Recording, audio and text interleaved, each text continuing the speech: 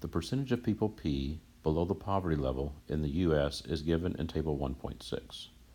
In Table 1.6, what we have is a table, and it depicts a function that expresses the percentage of the population P below the poverty level in the U.S. expressed as a function of the number of years since the year 2000.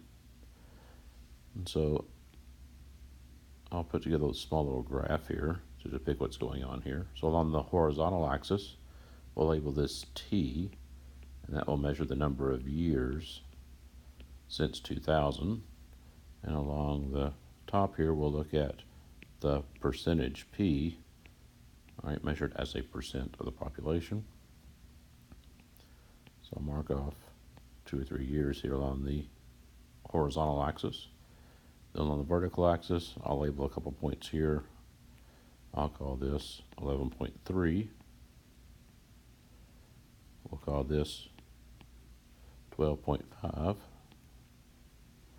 So I can plot the first point, and then I'll plot the point at 3 years later. Connect those with a straight line, and now we have a linear function. So I've expressed it now using a table and also a graph.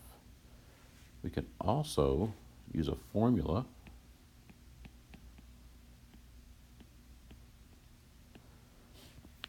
And since from the table we can see easily that for every 1 unit increase in the input, so for every 1 year that goes by, the increase in the percentage is 0.4. Nice constant rate.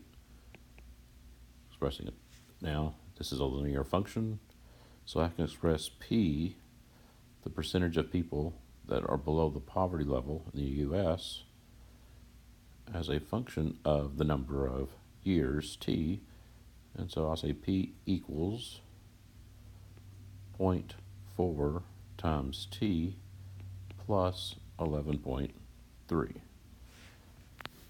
So we were given a function, and it was described to us in a table, and we've further described it using a graph and a formula.